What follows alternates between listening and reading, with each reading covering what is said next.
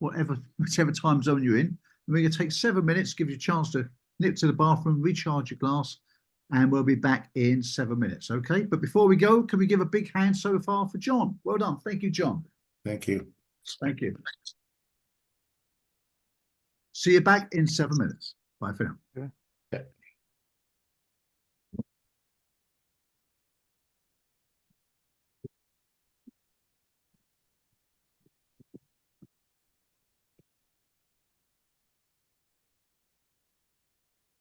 John, we got a couple of questions in the chat. I can hear you guys are talking already while I was on the break, but if they've not been answered, Stephen, I'll read your question out for me. Stephen said that he had a client a few years ago who had been adopted as a baby, and he had been deep-rooted with self-esteem issues. While he was particularly affected in his relationship with his wife, he said that he found their sessions very useful, but after a while, he felt the benefits wore off after a few weeks. John, do you have any advice for creating a long-lasting change to improve self-esteem for an adopted child? Yes is the answer to that, and it's a deeper series of sessions, because this is primal. This is at the very core. So I know, and I was just saying that I'd recount the story, but for me, and when we were talking, just before everybody was back with Shelley, for me, what I've done with others and what I've done for myself, and I'll recount my own one because it's just easier to do that, is the reframe of it. And it was basically a reframe where I, as an adult, was back in my birth scene. I was standing in the room as an adult with seeing my mother hold me in her arms. And next thing I started crying. And I could sense guilt and shame and judgment in the room. And what I did was, as an adult, I went to protect the pair of them. I put my arms around the two of them. That lasted for a few moments. Now, during all this, there was really an absolute primal tears and screams coming from me. And then what I did was I screamed and roared. Now, this may sound dramatic, but this was not scripted. This was purely unconscious responses. I screamed and roared. I told all those people in the room, how dare they judge me? And we can break this down in a moment, Stephen. And then what I did was I threw each and every one of them out of the room. And I only let them back in when they showed respect. Now, I can't change the past. I know that didn't happen. But what it did do in that deep state of hypnosis that I was in was it allowed me to reframe, to have control, and to know that I was loved because somebody was there to protect me, even if that was me.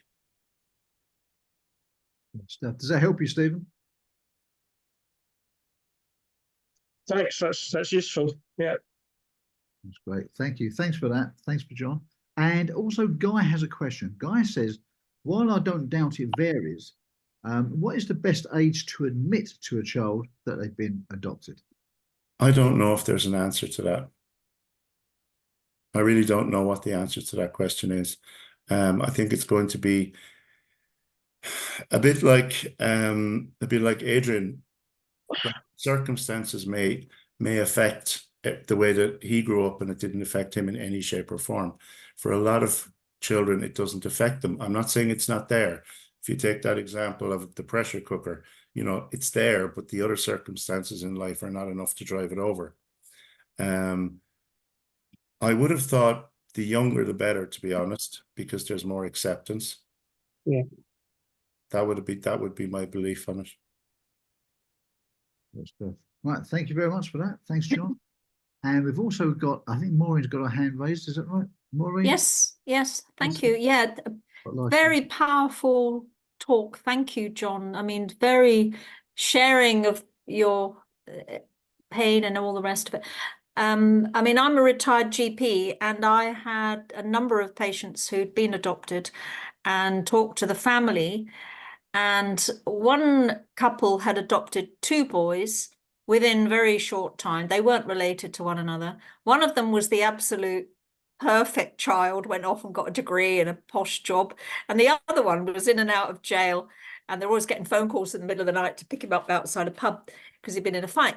And couldn't quite decide whether the mother had bonded with the second boy. I mean, that's the point you make, isn't it? That sometimes bonding is hard. Very and it's not, you can't blame the mother. It's like a physical biochemical thing. So whether that was it or whether his personality was very different from theirs and they didn't gel. And the other one was a guy who'd been adopted by a very wealthy couple. And he presented to me at about age 19 as a serious heroin abuser. And I'm very interested that the figures prove that they are more likely to be substance abusers. Yeah. And he was really complicated. I mean, he wanted to be a very flash journalist, and he wanted to work for the, whatever, the Daily Telegraph or something completely bonkers. But he wasn't prepared to do, to get his O-levels or his A-levels. He just wanted to be the thing. And he was a very braggy guy and very difficult to deal with. And he was cheating and lying the whole time about what he was taking. So anyway, he was an interesting character, but I hadn't kind of picked up the idea of this and whether he was bonded. I think the couple that adopted him, a year or two later, they had an actual biological child of their own. And so he always felt, I mean, I don't know whether that's something that's been shown in research, but when the couple It actually... hasn't, but I can actually tell you from personal experience. Oh, yeah, go on then. Because, and that was something I actually forgot to mention as I went through it, that when the birth parents or when the adopted parents, it takes a lot of pressure and stress off. So therefore, sometimes they can't have a child, so they adopt. Yeah. And then often when they do adopt, they can have a child. I have a brother who's 2.5 years younger than me. So Wow. the other side of it, when you go back to that whole developmental stage of you're special, you're chosen, but now you're no longer a special, you're no longer chosen. Yeah, I think he felt that. Yeah, very much second best. Yeah, and I've worked with families where, like I've said in it, where one child was bonded with the other wasn't, and the two, exactly like what you spoke about, they went in two different directions. Yeah. And while you're dealing with everything that's happened since that birth and bonding, you can't deal with all of that without dealing with the feeling of not being good enough, not being, the grief not being satisfied, the rejection not being put to peace. Yeah, it's very hard. Anyway, thank you. You've been brilliant talk. And for me, it really is that whole thing of trying to build in that sense of self-love and self-acceptance. Yeah. But a lot of what you're born with, I mean, about 50% of personality is genetically programmed in. Yeah. And if you don't completely gel with the people that adopt you, if they've got a totally different program running, I mean, it's going to be hard, isn't it? It's going to be fairly hard, yeah. Yeah, absolutely. Because you start off with this ideal, lovely baby just wrapped up in a blanket, but this kid will emerge as a different... Well, we are pre-programmed, aren't we? But we're also affected then by our environment. So of course, yes, 50-50 apparently. I mean, so the environment does influence, of course. Yes. It's a strong influence, but without changing something at an identity level, that you're not going to. You may change behavior short term, temporarily. I mean, it's really interesting actually, and I find it interesting that I'm a hypnotherapist. Yeah. But I'm a smoker. Oh. There's not many, but funny enough, Sheila Granger is also a smoker. I tried to hypnotize her. It was pointless. Now, does that say something? I don't know, but hey, we're in that 55%. I think it was 8% for smokers actually was the stat. I want to move on in a minute because I was conscious of your time, but thank you for that, Maureen. Thank you very much. Thank you. John, I had a super quick question before we move on. And that was really that you mentioned earlier. I mean, obviously we know environment is stronger than willpower. We know this. And as Maureen said, it's about 50% is your makeup, made up at birth. But of course we can change it. We always know the outcome, the story of the two brothers who were both adopted, etc. And one ended up one way, one another. You mentioned a key word earlier, and that was reframe. Yes. Reframe. Do you have any tips, any advice, any scenarios before we move on about reframing for adopted people if they're suffering from all of these sort of situations that you mentioned earlier? Yeah, I mean, the two that I would use mainly would be regression and would be parts therapy. And then there's a technique that I love, and I never knew why I loved it actually until I realized the significance of it. But it was a self-love thing that David Snyder actually did.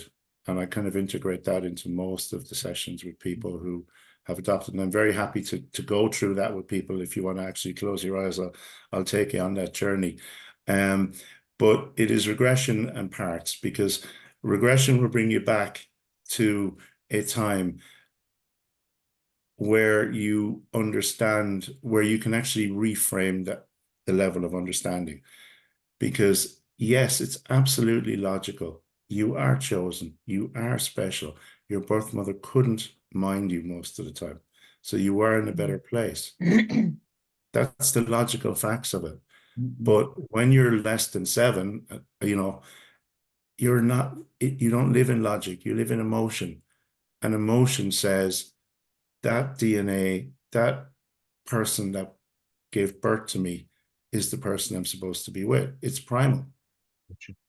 So it has to be reframed in that context. And the only way we can do that is deep in hypnosis and speaking to, if you like, that younger child in hypnosis that allows that reframe to happen.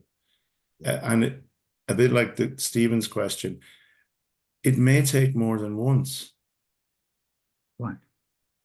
Because it's so deep, it's so primal.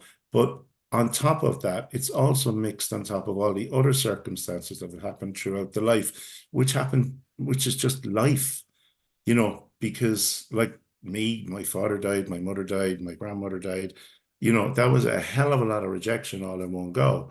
Many clients don't have that. They have different types of experiences. Yeah. So I was continually reinforcing that belief of rejection, continually, and not consciously, but continually reinforcing that belief. So, and I'm only using me as an example to kind of say that I needed more intensive stuff. I needed to do it many, many times for me to, but it was that reframe, and it was going back in regression and in parts therapy, because the parts are trying to protect me. They're trying to protect the child. Yeah. Don't get hurt. I'm a great lover of parts therapy. I love parts. I think it helps an awful lot. And Shelley said, John Lennon, as soon as you're born, makes you feel small by giving away your love instead of it all. Do you know about John Lennon, about the song Strawberry Fields? Do you know what that's about? No. Do you know Strawberry Fields, the song? I know the song. Right. So I went to the Beatles tour a little while ago. And so where he lived with his Aunt Mimi was a kind of middle class area. So he lived, because his mother rejected him. Basically, his mother got a boyfriend, and they moved into a different apartment, or flat as we would call it there. And in that flat, it meant that you couldn't have children there. But she wanted to be with that man. So she said to Aunt Mimi, I'm going to have to move with this man. I'll have to, give up John. And she said, you're going to give up your son for another man. She said, okay, I'll look after John, but I never want to speak to you again. They did later speak. But anyway, so John lived a very comfortable life with Aunt Mimi, but he never felt quite the same at school. So kids used to taunt him because he was adopted. And he'd say, who's your mum and dad? And he'd say, I don't know. And so he felt a bit out of step with these people. Mm-hmm. So, you know what kids are like. You play in your garden and you look over the fence, and he looked over the fence and there was a bunch of other kids. And he jumped over and played with them, and he felt better with them kids because none of them ever asked him who his parents were. And he said, I don't want to go to school anymore. He said, because I don't fit in there. They ask me questions and I don't know what to say. I don't know about my parents. But them kids at the back don't. Turns out that was a school for the adopted. They never asked him. They all felt the same. So Strawberry Fields was his song about his safe place, if you will. Right. Paul McCartney retorted with Penny Lane. Okay. But when he went over there, he used to sit there and the teacher would say, John, you can't play here. And he'd say, being a little cheeky John Lennon he was, I'll leave it out, miss, I'm only playing. And then when it used to be dinner time, he used to queue up with the adopted kids to try to get a free dinner. And the teacher said, you can't do that, John. If the headmistress sees you, she'll hang you. And he'd say, oh, I'll leave it out, miss. I'm only want something to eat. And if you listen to the words of the song, nothing to get hung about. Strawberry Fields Forever. He was singing about the school teacher. That Strawberry Fields was the name of the school at the back of his garden, and that was his safe place. So it was about, he was accepted there. He was accepted. Exactly that. So and that deals with some of those core emotions because he was actually accepted. Yeah. So, and look, we all do that, you know. We all want to be part of a tribe. We all want to be accepted. It's a, you know, it's a historic thing, really, in terms of, you know, feeling safe and being part of a community. But yeah, so I'm glad you found it. And me too. I didn't know that though, so thank you. No, you're welcome. And, you know, being told this by a tour guide while we were standing there looking at it, I'll tell you, it was quite a moment. It was quite a moment indeed. But anyway, John, we're aware of time, and I know you're going to show us some great things and how we could, you know, you framed up very nicely the problem, the emotions, the feelings, and people here have chipped into the real life experience. I know you're also going to show us what can be done about it. So yeah, back over to you, John. Back over there's a question there. What about always feeling? I can't even read it actually. Is that right? I don't see any question. Nothing. Oh, Bernard. I can see his guys, but always feeling different. Different. Okay. What do you mean by that? Bernard said it. Oh, sorry, it didn't have a letter Q, so I ignored it. Okay. What about always? Bernard's asking, what about always feeling different? Yeah, I mean, I guess that's a symptom of it, isn't it, John? It's a which? It's a symptom, isn't it? It's a symptom. It's a symptom, yeah. It's you actually gave the perfect answer to that, Grant, in that John Lennon's story. Right. That is the perfect answer. There we are. So there we are. There's a little story that brings it back nicely back to you, John. Over to you, my friend. Welcome. Cool. Okay. Well, what I'm going to do is I'm just going to take you on a technique that I'll use with people, and I'll only use this towards the end when I know they're ready to do this, but it's part of the self-love process. And as you go through it, you'll understand that there's a feeling of always being loved. Because if you're not good enough, you don't feel loved. You do feel unloved. So there's a feeling of being loved, but there's also a feeling of being safe all the way through. Now, in any of these techniques that I use, I mean, I adapt people's techniques to suit myself. So I can just do that individual technique, or I can do a slightly longer one that would take about 20, 25 minutes. So if you're okay with doing that, then I'll happily do that. Up to you, but you know the timing, John? Yeah, so we've half an hour. Is that all right? If you want, if you think. I'll allow 20 minutes and then you can ask me any questions afterwards. I reckon that might be good. Yeah, let's go with that. All right, okay. So what I'm going to ask you to do is just take a deep breath in and just hold that breath for about 3 seconds. And as you exhale, just allow your eyes to close. But only as quickly as you're ready to drift into that beautiful, peaceful, relaxing place. Place where nobody wants anything or nobody needs anything. Where there's nothing for you to do except simply just let go and follow my voice. Just for a moment, just be aware of those muscles around your eyes and allow your eyes to relax so completely. And when they're relaxed so completely, test them and find that they just won't open. And allow that relaxation now to spread down through your body, just like a bliss anesthesia. Just let it flow to every cell, every nerve, every fiber. And just let yourself drift deeper. And I don't mean deeper in the chair, I mean deeper inside. Into that place of peaceful inner awareness, where nobody wants anything, where nobody needs anything, where there's nothing for you to do except just let go. Let go of the effort it takes to be aware of the effort it takes as to which leg is relaxing more completely than the other, or which arm feels lighter than the other. It's almost like that place of peaceful inner awareness calls out to you now from somewhere deep inside. And just let yourself drift down to that place. Let my voice, my words bring you all the way down to that place of peaceful inner awareness. And when you reach it, just let my words bring you 10 times deeper down, almost like you're drifting in time and space. And just letting go of the effort it takes to be even aware of where you are in time and space right now.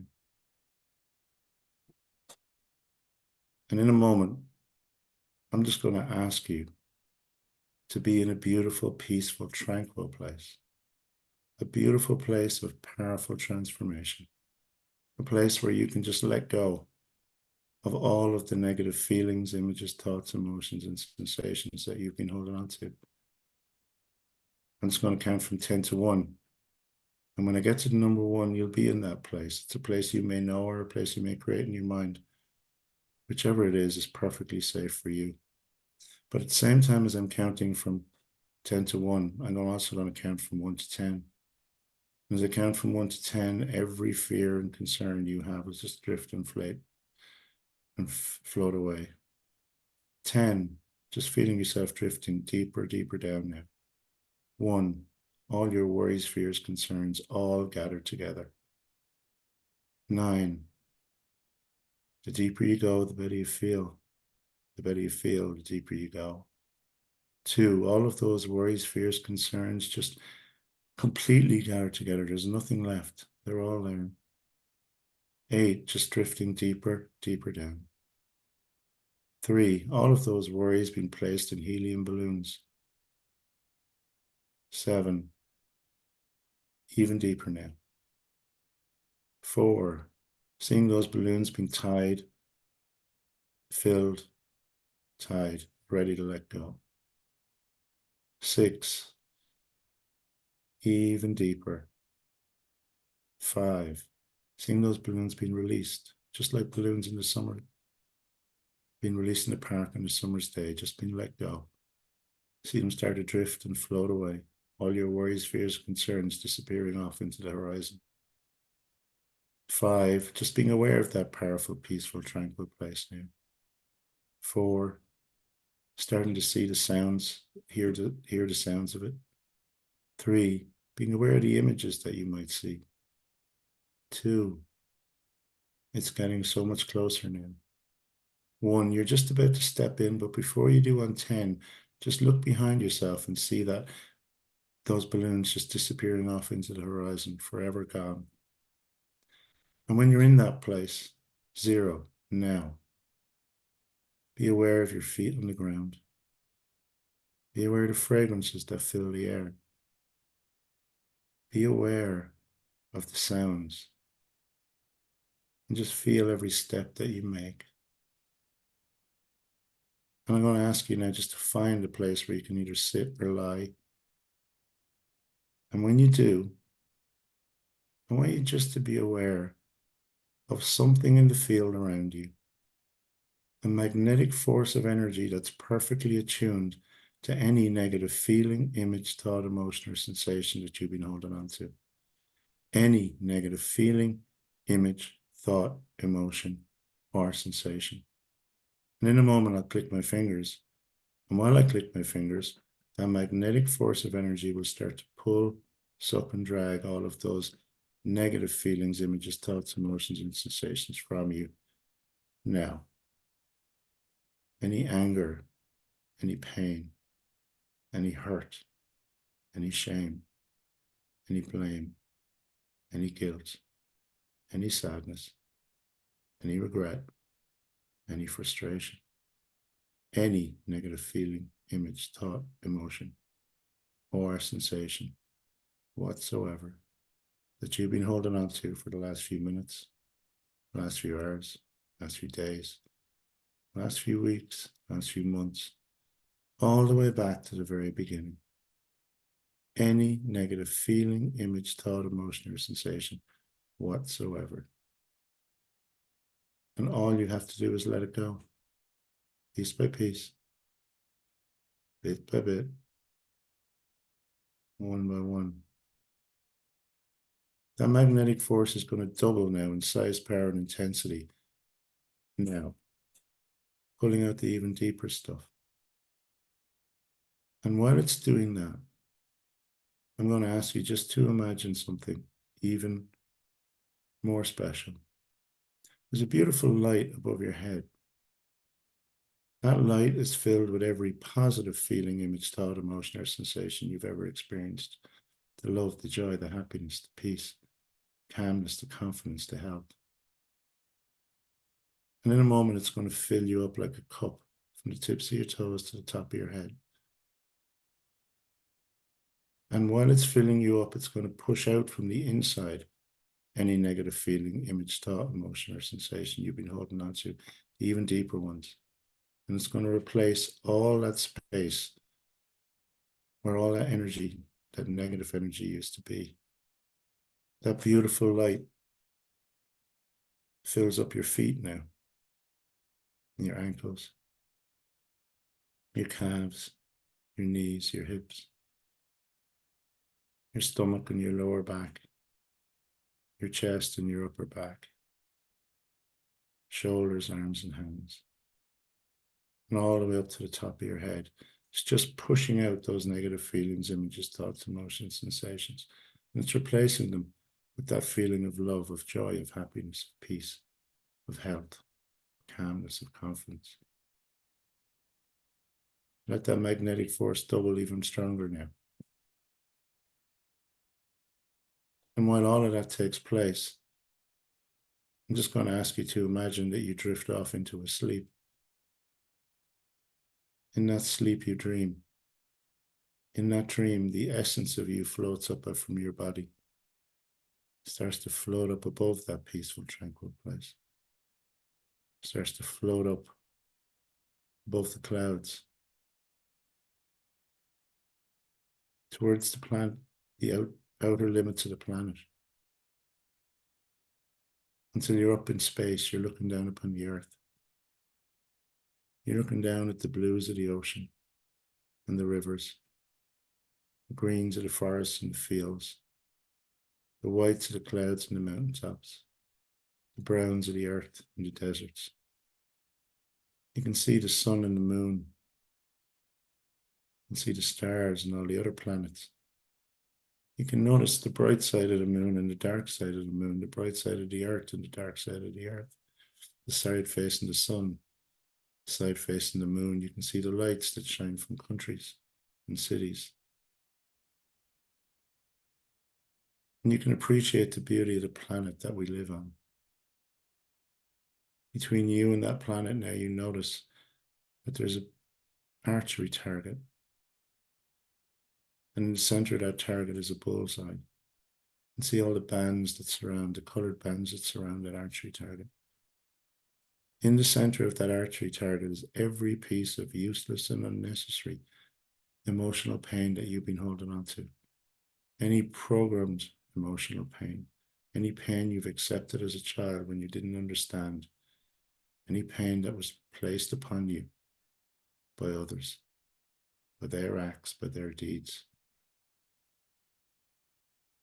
In a moment, you're just going to hear a shh, and you'll be shot through the other side, forever free of that pain. So when you're ready, be brave. It's just for one moment, for a millisecond, you'll feel that emotional pain one more time. Psh, there you are, out the other side. Free forever of that useless and unnecessary pain that was placed upon you by others. Forever gone. And you're just drifting and floating in space now. But as you're drifting and floating in space, I want you to notice that in this place, in this dream, anything you can imagine, anything you can intend must come true.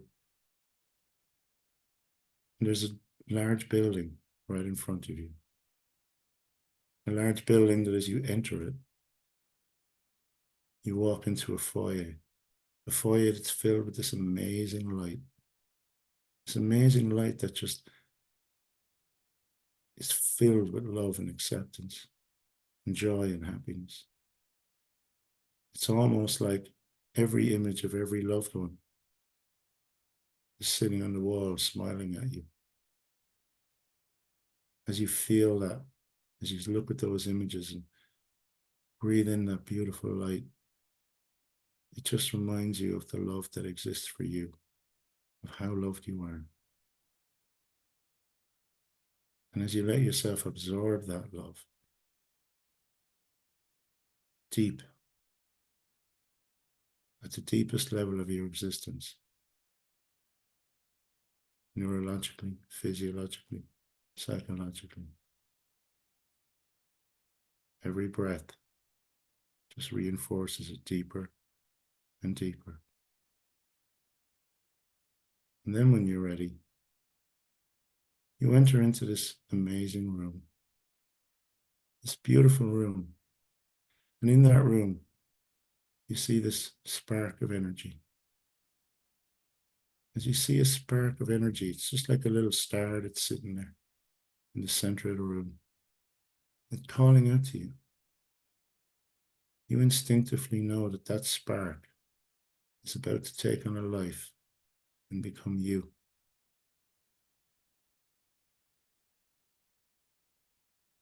And I'm going to ask you to go over to that spark of energy. Hold that spark in your hand and tell that spark everything it needs to know. Everything it needs to know. But while you're doing that, I want you to also tell it a few other things that are always useful for everybody, especially for that spark. And no matter where it goes, no matter what it does, no matter who it does it with,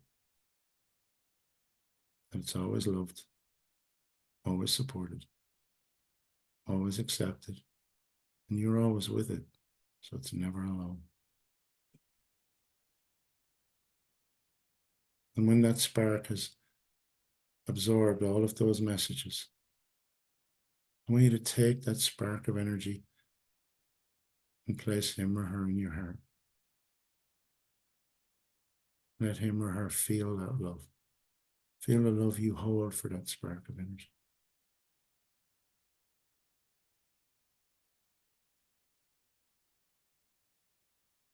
And remind that spark that no matter where it goes, no matter what it does, no matter who it does it with,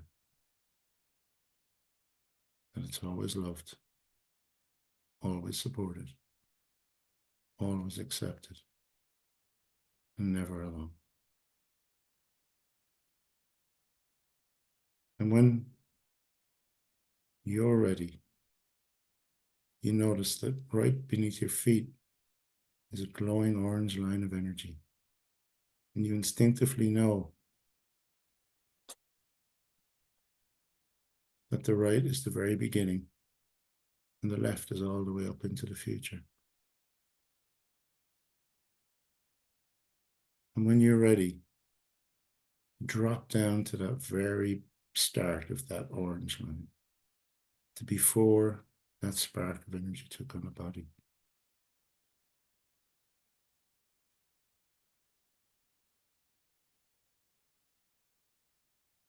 And as you continue on this journey with the spark of energy, every time that spark meets anything uncomfortable, anything that makes it feel any kind of sadness or negative emotion whatsoever, you place your arms around that spark, hold it in your hand, and remind it that it's perfectly safe, it's perfectly fine, everything works out, and that it's always loved, always supported, you're always with it, so it's never alone. And as you begin the journey through the womb now, every time that spark meets any negative emotion whatsoever, you place that spark in your hand. Place your arms around her and remind her, no matter where she goes, no matter where he goes, always loved, always supported, always accepted, and never, ever alone.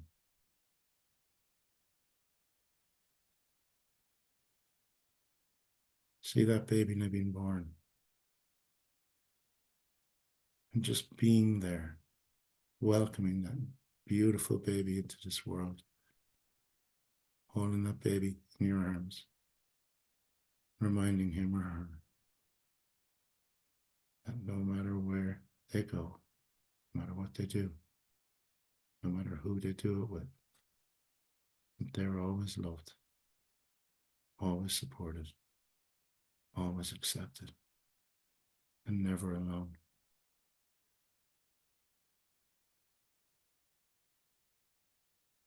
And remind them maybe of what's going to happen, but that you're always with them. And it's for a really valid reason.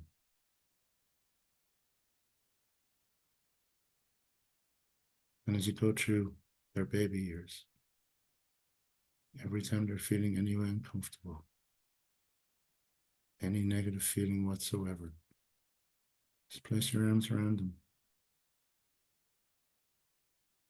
Remind them they're perfectly safe, they're perfectly fine.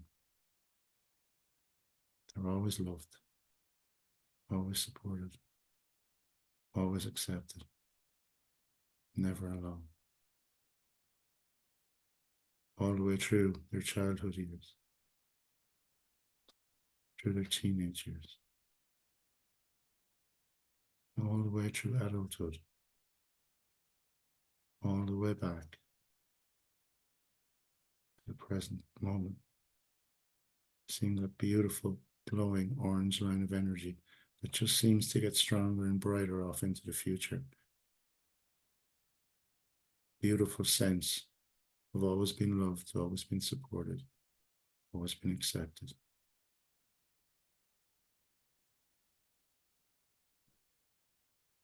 And never been alone. And then allowing from that beautiful place where anything you can imagine above this planet, allowing yourself to see this beautiful golden veil, a beautiful golden veil that's filled with all of the love, all of the joy, all of the happiness, all of the peace and health and success, calmness and confidence that you wish. That golden veil incorporates each and every component of that. And in a moment, you'll glide through it. As you glide through it, you'll absorb it. And with every breath you take, all of those positive feelings, images, thoughts, emotions, and sensations will just expand inside you. The love, the joy, the happiness, and the certainty that you're always loved, always supported, always accepted, and never alone. As you glide through that now, absorbing the deepest level of your neurology, your physiology, your psychology, all that love, all that joy, all that happiness, all that peace and health and calmness and confidence and success. You begin to journey to float back down towards that beautiful, powerful, peaceful place. And you can see that you, filled with that beautiful, positive light, that magnetic force of energy that's absorbed from you, all of those negative feelings, images, thoughts, emotions, and sensations. And it's starting to disappear now, like it's disappearing off into a black hole in space. And in a moment, as you look across at that beautiful you that's either sitting or lying, in a moment I'll count from 1 to 10. And when you're ready to fully merge and have a new beginning with the certainty, with the knowledge, the absolute belief that you're always loved, always supported, always accepted, and never alone. And you will return to normal awareness and feel absolutely amazing. 1, coming back to this place that we call reality, bringing back with you a new reality. 2, in which you have let go of all that emotional pain that you've been holding on to. 3, and installed so many beliefs that will empower you and remind you that no matter where you go, no matter what you do, that you're always loved, always supported, always accepted, and never alone. 4, because it is all for you. You're the one doing the work. You deserve the rewards, and that is true for you now. 5 and 6, you can feel that force of energy start to flow through every cell, atom, and fiber. 7 and 8, starting to feel alive at every cell. Starting to feel that force of energy just bring life and energy to every part of you. 9, being aware exactly of where you are right now in time and space, in a chair, in a trance. And on 10, in your own time, in your own way, you will return to normal awareness and feel absolutely brand new.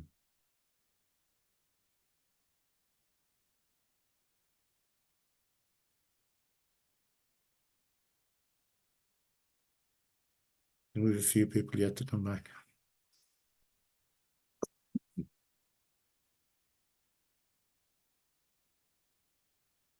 That was great. Great, thank you. Is everybody back? Are we all back in the room? Thank you, John. Awesome. And actually, the other thing just is you'll notice that there's no specific memories to be dealt with there unless you bring them up yourself. Because if we don't need to regress all the way back to something, I don't like to do that. It's only when we need to regress back, because ultimately this is about feelings and emotions, because it's not logical. So a lot of those tools and techniques allow you to get rid of the light stuff that people don't have to relive and go back over. So actually, if you do have to regress someone back, you're only dealing with the things you really need to deal with. I think that's a really good point, actually, there, John. Yeah, just regressing the parts you need to deal with. Yeah. Rather than doing that. That's really good. I just don't believe in unnecessary reliving unnecessary trauma. I know we speak a lot about that, right? Yep. There's a whole debate about regression or not regression. And no, I'm not against regression. I just don't. We don't need to do it all of the time. Right. I agree. Use it where needed. Yeah. Yeah. Basically, yes. Mm-hmm. Does anybody have any final questions for John? John, do you think you ought to bring Adrian back? Adrian's going to come back in his own good time, I'm sure. Adrian, yeah. When you're ready, Adrian, allow your eyes to open and feel absolutely brand new.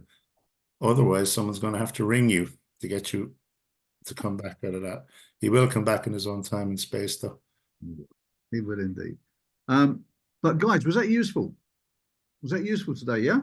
Was that good? Wonderful. Lovely. Thank you very much. I hope it's just given you both an appreciation or an understanding of some of the issues that, because adoption is not, it's not a tick box in a form that says, so people may not even think it's an issue, but then when it comes up, you're aware that this is primal. This is like from the very, very beginning. Yeah. It was a very sensitive presentation right from the start, John. Thank you. It really was. It's certainly, yeah, you framed it beautifully about, how it feels for people, the problems, how it plays out in their life. And of course, most importantly, what can you do about it? And that's the great thing. That's the key. Absolutely. Moving on. John, what's next? If people want to know more about this from you, people want to know more, want to learn more from you, have you got some details you could drop in the chat there for anybody? Well, I will be running something with Sheila Granger in a post-conference stuff in Dublin. We actually haven't formalized all the details of that because she and I were only just talking about it last week. But anyone can reach out to me. I'll put or Grant, you can share all my details with the people. Details. I mean, it's